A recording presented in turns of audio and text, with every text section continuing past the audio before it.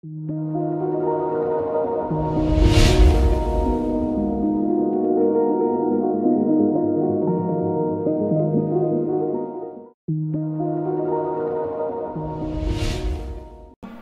back in our next lecture video on the concept builder series।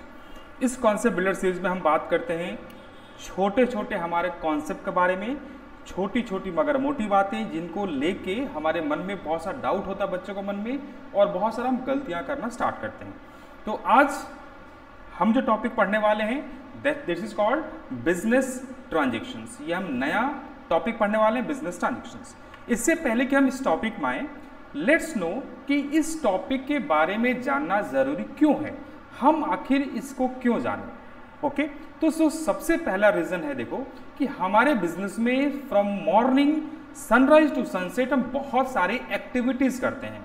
अब तुमको याद होगा हमने बिजनेस स्टडी के अंदर पढ़ा था कि ये एक्टिविटीज दो तरह की हो सकती हैं। एक को हम बोलते हैं इकोनॉमिक एक्टिविटीज, है ना, जिसका मकसद पैसा हो, और दूसरा होता है नॉन इकोनॉमिक एक्टिविटीज, जिसके बारे में बहुत डिटेल आप लोगों ने बिजनेस स्टडीज के अंदर पढ़ा होगा, इसलिए मैं बहुत ज़्यादा उसके ऊपर डिस्कस अभी नहीं करने वाला। इन बिजनेस में मैंने बताया बहुत सी एक्टिविटीज़ होती हैं, लेकिन उनमें से कुछ ही एक्टिविटीज़ ऐसी होती हैं जो हम अकाउंट्स में रिकॉर्ड करते हैं, जिनका यूज़ अकाउंट में होता है ना। यानी इन अदर वर्ड्स में बोलूं कि अकाउंट्स में हम क्या रिकॉर्ड करते हैं, ओनली बिजनेस ट्रांजैक्शन को हम अकाउंट में रिकॉर्ड करते हैं। ठीक है, सो ये जानना जरूरी है कि जितनी एक्टिविटीज बिजनेस में हो रही है उनमें कौन सा बिजनेस ट्रांजैक्शन है, क्योंकि एज एन अकाउंटेंट हम उन्हीं को रिकॉर्ड करने वाले हैं जो बिजनेस ट्रांजैक्शन है। नेक्स्ट, आपने याद होगा कि accounting is called as a process, जिसका पहला स्टेप होता है क्या, आइडेंटिफाइंग द बिजनेस ट्रांजेक्शंस, यानी कि बिजनेस ट्रांजेक्शन आइडेंटिफाई करना, ये हमारा सबसे पहला स्टेप होता है। अगर हमने इसी स्टेप में गलतियां कर दी तो आने वाले बाकी स्टेप अपने आप गलत हो जाएंगे। और बहुत बार क्या होता है, एग्जामिनर बहुत बार जानबूझ के एग्जाम में कुछ ऐसे ट्रांजेक्शन, कुछ ऐसे इवेंट डाल देते हैं जो ट्रांजेक्शन की कैटेगरी में फॉल नहीं करते और वो कहीं भी रिकॉर्ड नहीं होते, लेकिन स्टूडेंट बाय मिस्टेक उनको रिकॉर्ड कर देते हैं और पूरी की पूरी उनका आंसर शीट रॉन्ग हो जाता है।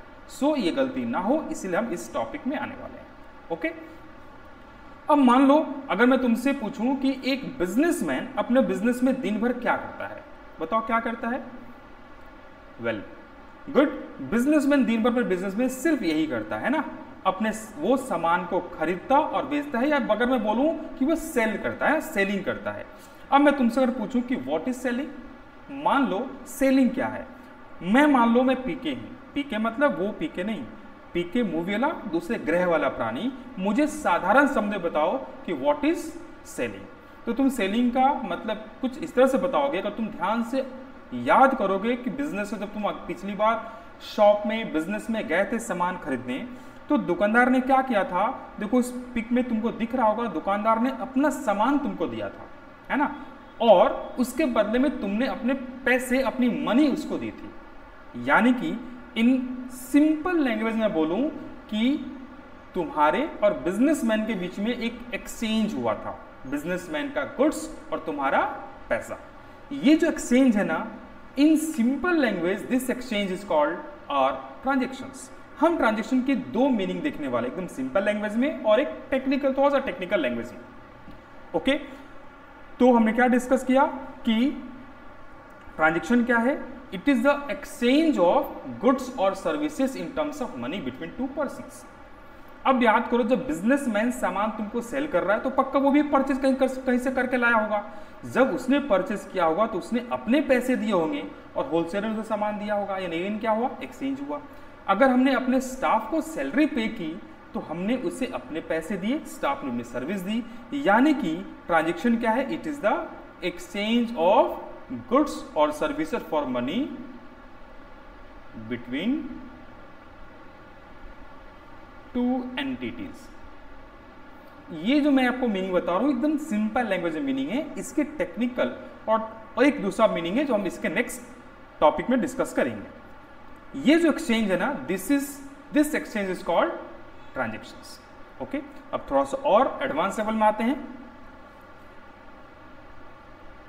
देखो, अगर मान लो ये तुम्हारे जो बिजनेस हमने क्या डिस्कस किया कि एक आदमी अपने पैसे देता है और दूसरा व्यक्ति अपने सामान देता है ना, दिस इज कॉल्ड, इसे हमने क्या नाम दिया, दिस इज कॉल्ड एक्सचेंज, और यही एक्सचेंज को हमने बोला ट्रांजेक्शन। यस और नो। अब थोड़ा सा इसका एडवांस मीनिंग में आते हैं। तो बिजनेस ट्रांजेक्शन क्या है? देखो, ट्रांजेक्शन होने के लिए 3 कंडीशंस हैं, या 3 चीजें अगर होंगी, तीनों के तीनों होंगी, तब हम मानेंगे कि एक एक्टिविटीज या इवेंट ट्रांजेक्शन है। पहला, कोई भी एक्टिविटी और इवेंट, बिजनेस में कोई एक्टिविटी या इवेंट होना चाहिए। अगर वो बिजनेस में एक्टिविटी इवेंट हुआ, ठीक है, उसके बाद हम बाकी 2 चीजें देंगे। जैसे फॉर एग्जांपल मान लो हमने सामान सेल किया। अगर हम सामान सेल कर रहे हैं तो देखो, एक सेलिंग ऑफ गुड्स, सामान बेचना अपना आप में क्या है, एक एक्टिविटी बोलो या इवेंट बोलो, है ना, ये एक एक्टिविटी या इवेंट है। दूसरा, ये इवेंट या एक्टिविटीज मनी में मेजरेबल होना चाहिए, मनी में जिसको मेजर कर पाए। अब देखो, ऊपर हमने जो सामान सेल किया कितने का, 10,000 का, क्या इसे हम मनी में मेजर कर पाएंगे? आंसर है हाँ। 10,000 रुपया मेजर किया ना हमने, ये जो 10,000 है ये तो हमने मनी में मेजर किया। तीसरा, कि ये हमारे फाइनेंशियल पोजीशन पे इंपैक्ट करना चाहिए। अब तुम बोलोगे सर फाइनेंशियल पोजीशन क्या, तो सिंपली हमारे एसेट्स या लायबिलिटीज को अफेक्ट करना चाहिए। ठीक है, कैसे? जैसे देखो, हमने सामान बेचा तो हमारा, मान लो हमने कैश में बेचा तो हमारा कैश इंक्रीज हो गया। अगर हमने उधारी बेचा होता तो हमारा डेटर बढ़ गया होता और स्टॉक नाम का एसेट घट गया, यानी कि हमारे एसेट लायबिलिटीज पे, एसेट पे इंपैक्ट हुआ। तो ये अपना आप एक transaction, sale of goods is a transaction. तो हमने क्या समझा कि ट्रांजेक्शन होने के लिए 3 चीजें चाहिए। नंबर 1, ये एक बिजनेस का कोई एक्टिविटी या इवेंट होना चाहिए। नंबर 2, ये इवेंट मनी में मेजर हो पाए। थर्ड 1, इसका इंपैक्ट हमारे फाइनेंशियल पोजीशन पे होना चाहिए। अगर ये तीनों के तीनों, यानी ये तीनों के तीनों होने चाहिए, ठीक है, अगर तीनों के तीनों हैं, then we can call it as transaction. I hope समझ में आया।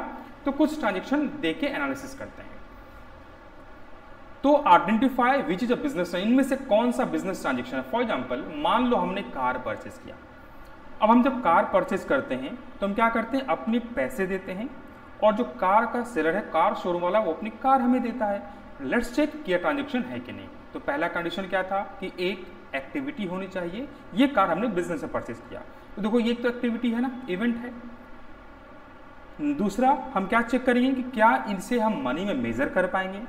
तीसरा, क्या हमारी ये फाइनेंशियल पोजीशन को इंपैक्ट करता है। अगर तीनों का तीनों आंसर यस आता है तो हम बोलेंगे okay, this is a business transaction.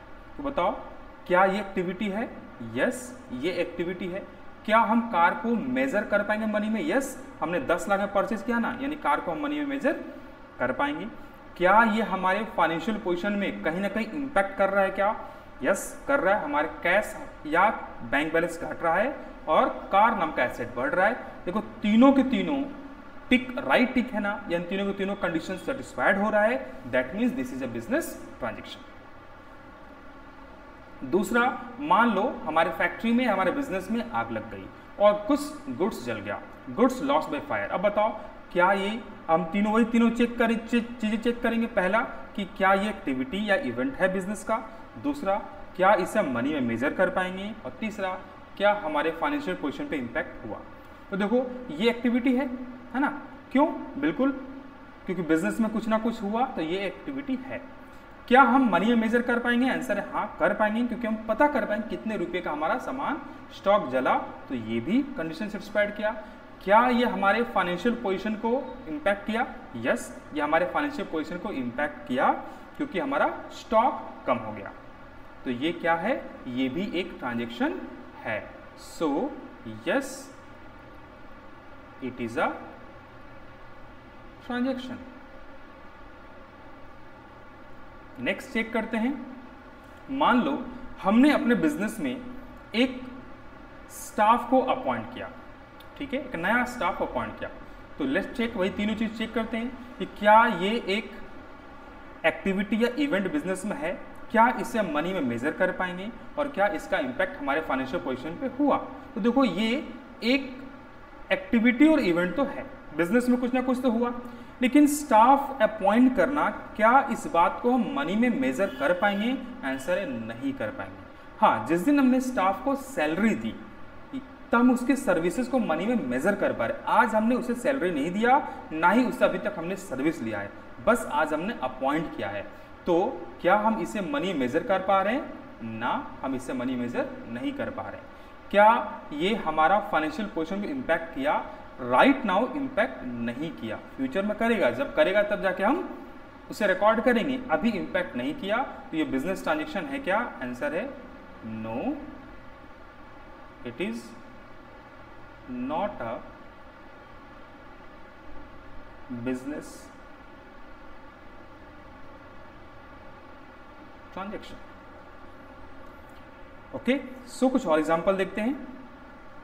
अगर मान लो हमारे दुकान से चोर आया, कुछ सामान उसने चुरा लिया, मार्केट में कंपटीशन बढ़ गया।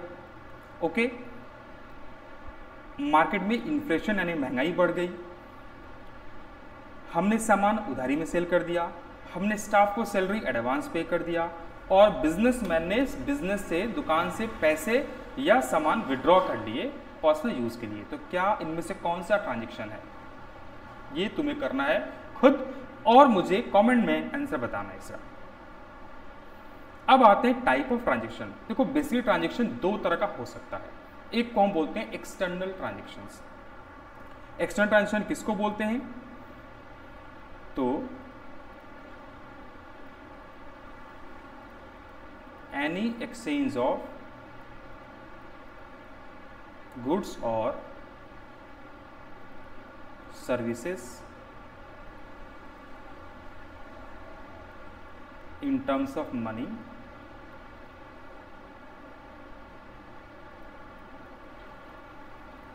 between two entities। दो एंटिटी के बीच में गुड्स और सर्विसेज का जो भी एक्सचेंज होगा, वो एक्सचेंज अपना आप में हमारे तीनों कंडीशन सेटिस्फाई कर रहा है। जैसे कि एग्जांपल, अगर मान लो हमने गुड्स सोल्ड किया, तो देखो हमारे और कस्टमर के बीच में पैसे का और सामान का एक्सचेंज हुआ, this is called external transactions. Okay, एक होता है इंटरनल ट्रांजेक्शंस, यानी कि कोई transaction with in the business, हमारे बिजनेस के अंदर जिसका इंपैक्ट हुआ, ऐसा कोई भी इवेंट जिसने तीनों कंडीशन सेटिस्फाइड किए, लेकिन सेकेंड पार्टी उसमें इन्वॉल्व नहीं है।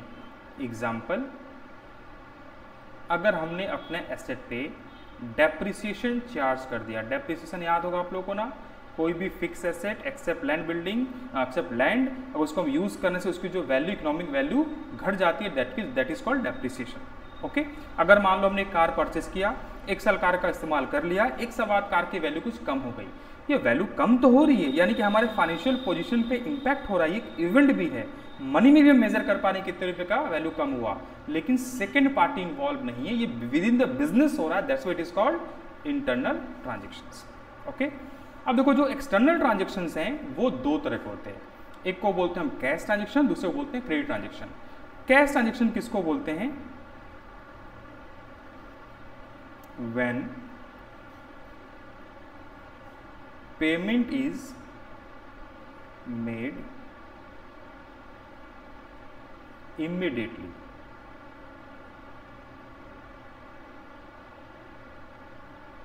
चाहे वो कैश से हो, चेक से हो, डेबिट कार्ड से हो,